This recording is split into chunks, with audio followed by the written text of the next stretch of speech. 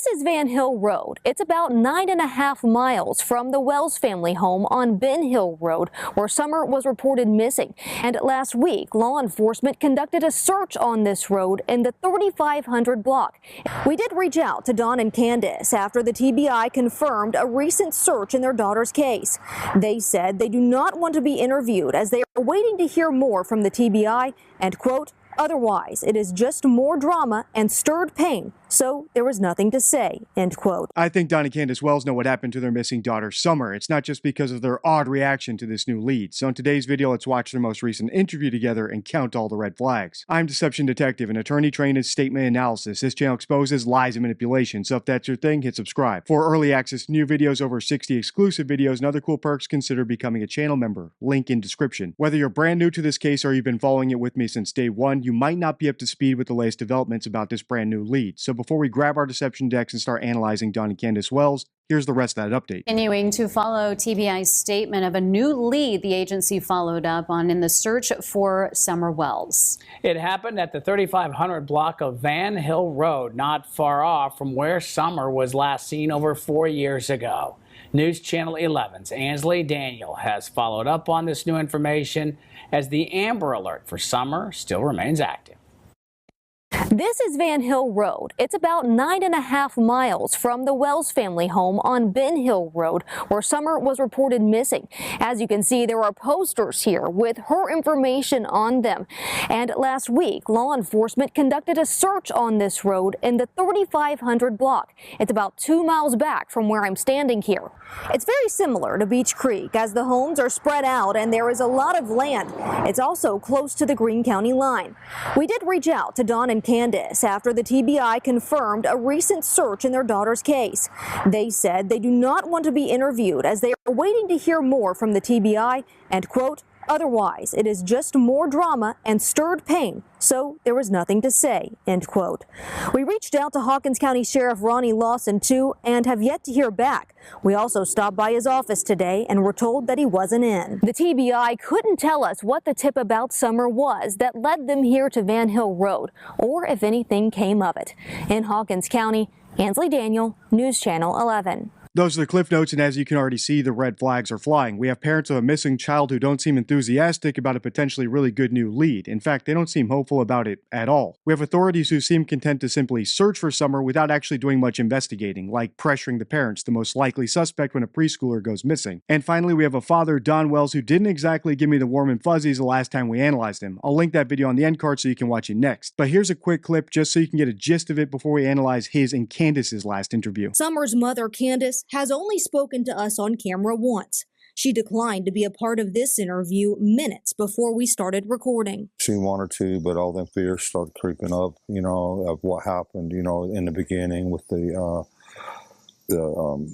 social media and everything, hunting us down everywhere we go and trying to basically ruin us everywhere we go, and she's just having nightmares. After Summer's disappearance, the Wells' 3 oldest boys were put into Department of Children's Services custody, with Don and Candace eventually citing their rights over. We haven't received any updates from them, no contact. This clip showed a pattern of inconsistencies we've seen across a bunch of missing child cases, which I consider to be hoaxes. We have a vulnerable kid who supposedly just wanders off into the woods. However, even the most extensive and sophisticated of search operations can't find a single trace of where they went, almost as if the kid either turned into a ninja or a Navy SEAL overnight, or they never went into the woods at all. Next, we have the mom, who was either there at the time that the kid disappeared, or was the one who noticed that the kid was gone. Yet she's not the one who does press. Instead, it's the dad who has way less information about what happened, doing all the press. But the biggest red flag of all, the parents reserve most of their anger and vitriol and complaints for their critics, rather than the person who supposedly kidnapped their kid, or rather, each other, because after all, in all these cases, one parent was alone at the time the kid disappeared. How could they possibly know that that parent didn't do something? That's why so many actual innocent parents of missing children, like the parents of Dylan Ayler, end up splitting up, because that doubt eats at them. If my theory about what happened to Summer Wells is correct, it's the most disturbing missing child case we've ever analyzed on the channel. Obviously, there's much more to that video, and like I said, I'll link it on the end card so you can watch it next. But for our purposes today, here's the 2 main takeaways. First, Summer isn't the only child Don and Candace have lost. Their other children, Summer's brothers, were taken away by CPS not long after she vanished. Second, as soon as YouTubers like myself started poking holes in the Wells version of events, Candace became very camera shy, which is why we have to go back a year to analyze the last time she and Dawn Wells appeared on camera together in a TV interview. And based on her performance, I don't blame her for never doing one of these again. So without further ado, let's watch. We have pushed investigators for months to learn about new details or updates in this case. What we do know is that her family continues their search to bring Summer home. I spoke with both Dawn and Candace Wells in Kingsport at a place with deep meaning to Summer's disappearance. Borden Park is anything but quiet this time of year. But 3 years ago, it was filled almost weekly with people praying for Summer Wells. I see all these families, you know, with their kids and how much they enjoy them and stuff, and we were stripped away from all our kids. All our kids have been kidnapped from us by DCS, and who knows, we're not sure about Summer, but we know about where our boys are at. While the prayer vigils are now few and far between, Dawn and Candace Wells haven't stopped praying that their daughter Summer will be found. We have hope, always. I mean, but there's not much hope in this world.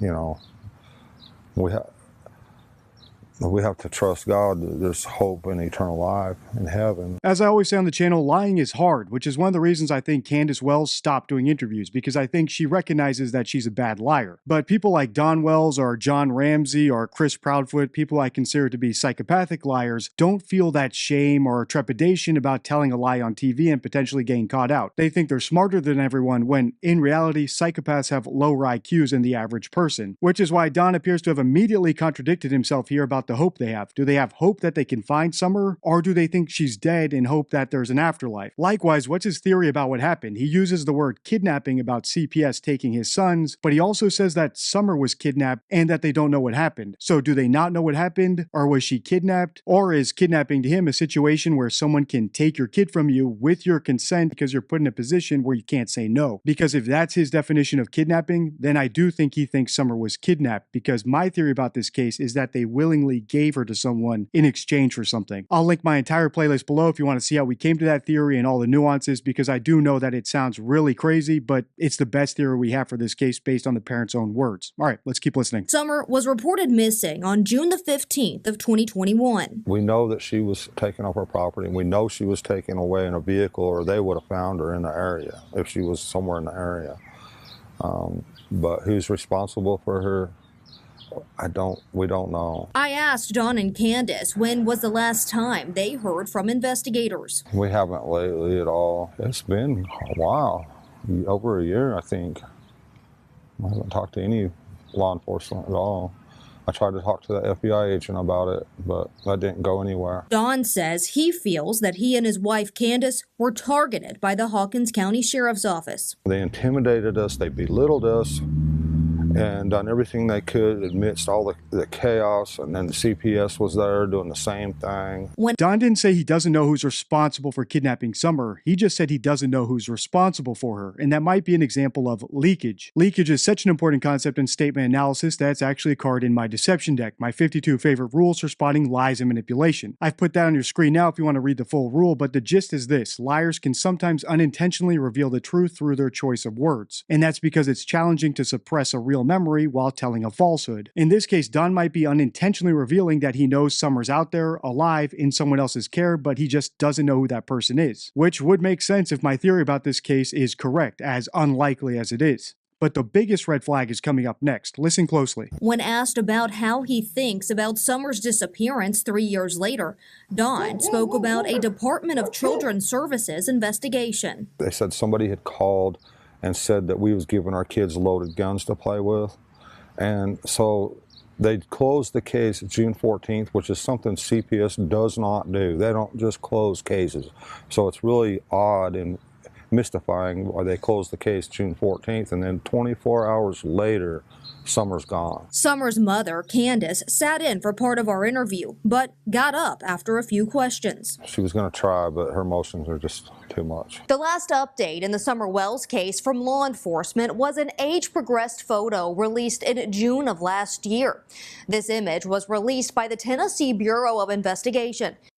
There's obviously exceptions, but a good rule of thumb is those who have nothing to hide don't hide anything at all. So the fact that Candace is so reticent in such a softball interview is a giant red flag. But a far bigger one, CPS getting involved in their lives just 24 hours before Summer went missing. Because that would be a clear-cut motive for getting rid of her when they did if they knew CPS would have found signs of abuse on her body, or they were worried about what she might say. If you've been here a while, you'll know I think motives are a nice to have, not a must have, and that's because people aren't as rational as they are in the movies or TV shows. So the fact that we potentially have a motive at all, especially such a glaring, time-sensitive one, is a gigantic red flag. If you want to continue the series, let me know by liking, commenting, and sharing. Until next time, stay true.